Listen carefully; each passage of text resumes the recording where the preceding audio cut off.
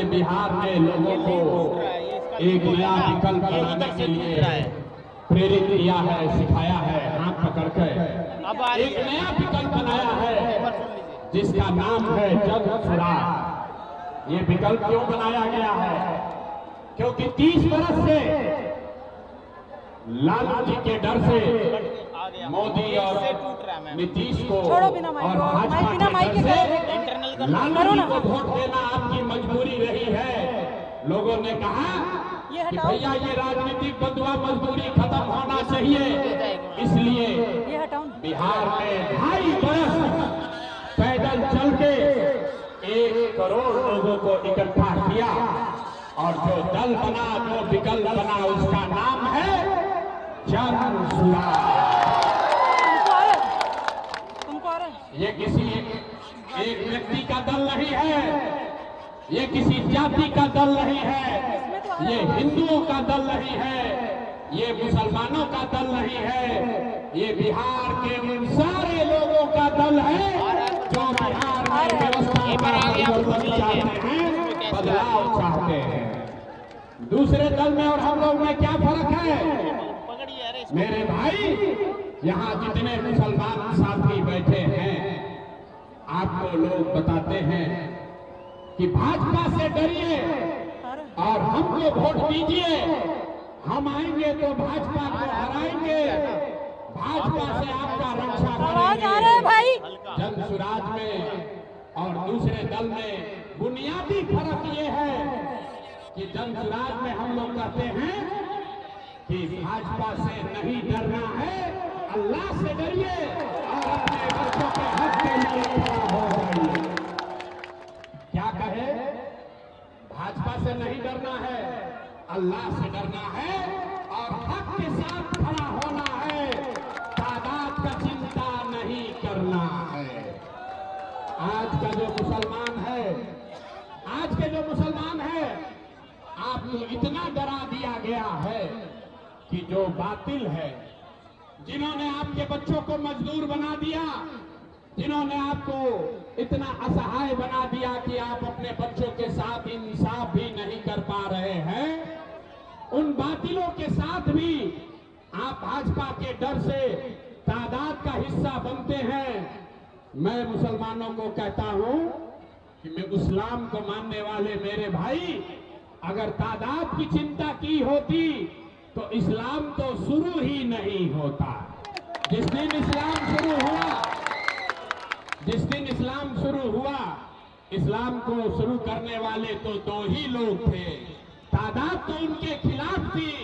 उसी तरह जन सुराज को कुछ लोगों ने मिलकर शुरू किया है, लेकिन हम लोग हक की बात कर रहे हैं, इसलिए तादाद आप देखिए अपने आप ऊपर वाले की कृपा से बन जा रहा। आप ऐसी तकरीरों में जानते हैं, आप ऐसी तकरीरों में जाते रहे हैं, लाइव चल रहा है तुम्हारे, यही कहता है लाइव देखो ना, चल हमको रहा है। वोट दीजिए, हम आएंगे तो आपका और आपके बच्चों का काम करेंगे। जो आता है वो अपने को सही बताता है, दूसरे को गलत बताता है। हम इस मन से किसी को गलत नहीं कहेंगे। आपको अभी एक रास्ता जो इस्लाम में बताया गया है, उसको एक बार याद कराएंगे, आपको अपने आप पता चलेगा कि गलत कौन है और सही कौन है। आज का भैया सुन लो, ताली नहीं बजाना, सुनिए। आज के जो हुक्मरान हैं, और चाहे मुखिया है, विधायक है, राज्य की सरकार है, दिल्ली में बैठे हुए मोदी हैं, आज के हुक्मरान जालिम हैं। उन्हें आपके और आपके बच्चों की चिंता नहीं है, आपके पढ़ाई रोजगार की चिंता नहीं है, आपके गली मोहल्लों की चिंता नहीं है। तो अगर आज का हुक्मरान जालिम है, तो इस्लाम में पैगंबर साहब ने क्या बताया कि जिस कौम को अपने रहनुमाओं की समझ नहीं होगी, उसके ऊपर जालिम हुक्मरानों को मुसल्लत कर दिया जाएगा। तो अगर आज का हुक्मरान जालिम है, तो इसका मतलब है बात पैगंबर साहब ने कही है तो गलत नहीं हो सकती है। इसका मतलब है कि कहीं ना कहीं आपसे अपने रहनुमाओं को चुनने में गलती हुई है, तभी आज आपके ऊपर जालिम हुक्मरानों का शासन मुसल्लत किया गया कौन है है। भाई? अब आप तय कर लो भाई कि जिसको आपने वोट दिया, जिस लालटेन में आप किरासन तेल बनकर जल रहे हैं, जल आप रहे हैं, जल आपके बच्चों का भविष्य रहा है, और रोशनी लालटेन वालों के घर पर हो रही है, आपके घर के बच्चों के भाग्य में उजाला नहीं आ रहा है। इसलिए ये विकल्प बनाया गया है, इसलिए ये विकल्प बनाया गया है, क्योंकि भाजपा से अगर लड़ना है तो भाजपा से अगर लड़ना है, भाजपा की ताकत को समझिए। भाजपा का ताकत मोदी शाह नहीं है, भाजपा का ताकत वोट नहीं है, भाजपा का ताकत है आरएसएस संघ, जो एक विचारधारा आधारित व्यवस्था है। अगर उससे लड़ना है, उसको हराना है, तो लोहे को लोहा काटता है मेरे भाई।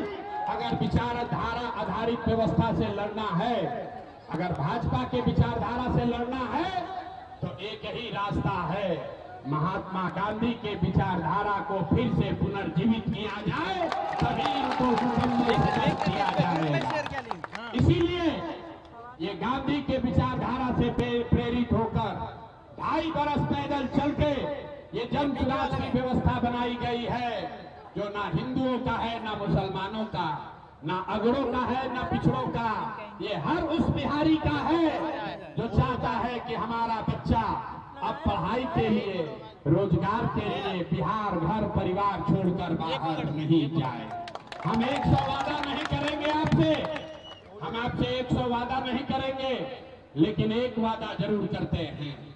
अगर आपने इस चुनाव में 11 तारीख को स्कूल के बस्ता छाप पर बटन दबा के सरफराज जी को जिताया, बिहार के बदलाव में अपना योगदान दिया, तो और कुछ हो या न हो, आपके लिए, आपके बच्चों के लिए अभी से लिख के रख लीजिए, आपके शौहर, आपके बच्चे, आपका भाई, आपका भतीजा 10-12 हजार रुपया के रोजी रोजगार के लिए अब जो कि हाथ अररिया बिहार छोड़कर बाहर नहीं जाएगा। सबको मंजूर है? हाथ उठाकर बोलिए, सबको मंजूर है? सबको मंजूर है?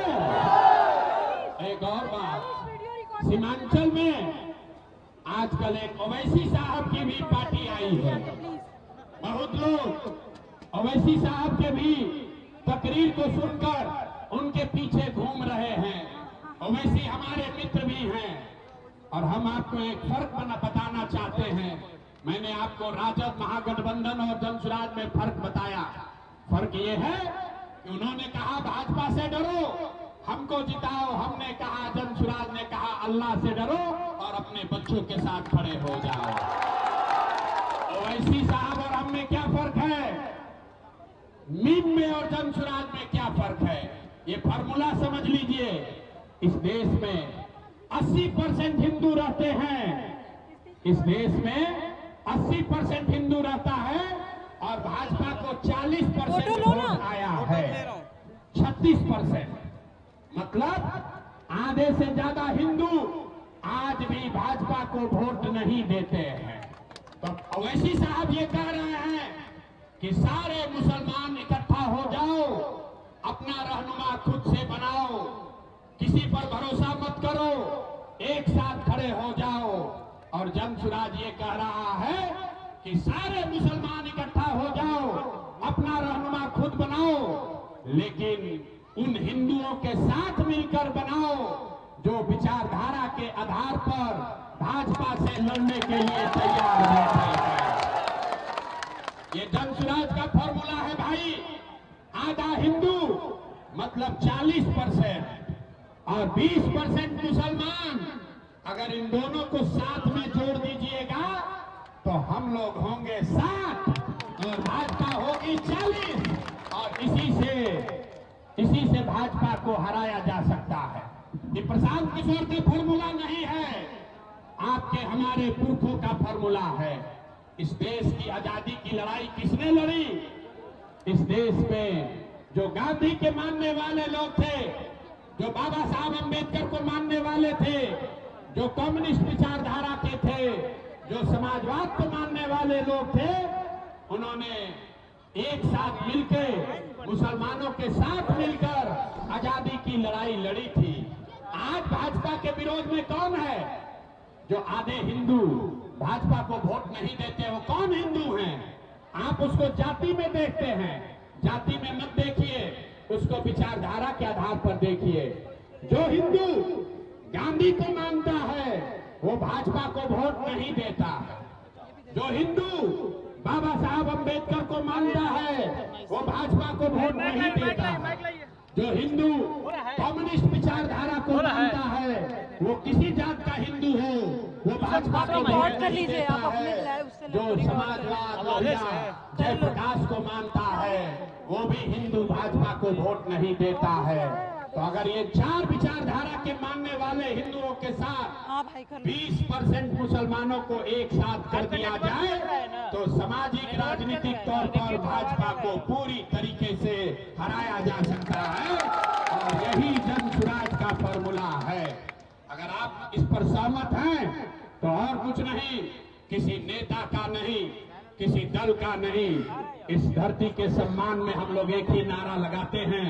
हम बोलेंगे जय बिहार और आपको बोलना है जय जय बिहार, जय बिहार। आवाज पटना तक, पूरे सीमांचल तक जाना चाहिए। जय बिहार, जय बिहार। और सीमांचल की राजनीति महरूम तस्लीमुद्दीन साहब के लड़के सरफराज जी करेंगे कि हैदराबाद पटना से आया हुआ कोई नेता करेगा? आप बताइए, आप बताइए। अब इनको आप अपना आशीर्वाद और दुआ दीजिए। वोट जिसको देना है दीजिए, लेकिन जो दुआ है, दुआ आपको देना है सरफराज भाई को। और ताकि इनको जोकी हाथ से आप फ्री कर दीजिए, इनको फ्री कर दीजिए ताकि पूरे सीमांचल में 12 की 12 सीट जो मुसलमान साथियों की सीट है उस पर जाए, प्रचार करें और पूरे सीमांचल में मुसलमान समाज का नेतृत्व करें। इसलिए ये जन सुराज लेते जाओ दिन भर। ये अगर यहाँ से दोनों का साथ में लो जाते तो भी इनको जीतना था, तब भी जीते कि नहीं जीते, जीते कि नहीं जीते। तो जनसुराज में कहे जुड़े, जनसुराज में क्यों जुड़े हम बताते हैं। बड़े से बड़ा हकीम भी, बड़ा से बड़ा सर्जन भी अगर ऑपरेशन थिएटर न रहे, अस्पताल ना रहे तो डॉक्टर ऑपरेशन नहीं कर सकता है, सर्जरी नहीं कर सकता है। सरफराज भाई वो काबिल डॉक्टर हैं जो समाज के बदहाली का इलाज कर सकते हैं। अब ये जनसुराज के अस्पताल से जुड़ गए हैं ताकि सबका भला हो सके और बड़े स्तर पर मुसलमानों का यहाँ नेतृत्व किया जा सके। तो अगर आप सब साथी सहमत हैं तो इनको जीत का माला तो पहनाएंगे ही, उसके साथ साथ सीमांचल के नेतृत्व का माला इनको पहनाया जाए कि नहीं पहनाया जाए। पूरे दीजिए, दुआ दीजिए इनको जो की हाथ से जिता दिया गया कि नहीं। एक माला जो की हाथ के नए एमएलए, नए विधायक सरफराज भाई के लिए जोर से बोलिए जय बिहार। एक और माला लाइए और एक अभी बड़ा माला आपके आशीर्वाद से इनको इनके महरूम वालिद के लेगेसी के लिए, अपने महरूम वालिद के उत्तराधिकारी के तौर पर इनको फिर से सीमांचल के मुसलमानों का नेतृत्व करने के लिए आप यहां से आशीर्वाद दीजिए। माला एक बार लाओ भाई, बड़ा माला इनको पूरे सीमांचल का पहनाना है। एक बार हाथ उठाकर दुआ दीजिए, एक बार हाथ उठाकर दुआ, एक बार लब्बैक कहिए, सारे लोग लब्बैक कहिए। और सीमांचल में एक पूरा मुसलमान समाज का नेतृत्व सरफराज आलम, सरफराज भाई को दीजिए। जय बिहार, जय बिहार। बोला हाथ नीचे करें, इससे ज्यादा दम है आप में, पूरी ताकत से बोलिए जय बिहार, जय बिहार। जो कि हाथ किए हुआ जानी चाहिए। मुसलमानों ने अपना एक नया रास्ता खोज लिया है। अब लालटेन में किरासन तेल नहीं बनना है, अपने अपने बच्चों के लिए बढ़िया रोशनी पैदा करनी है।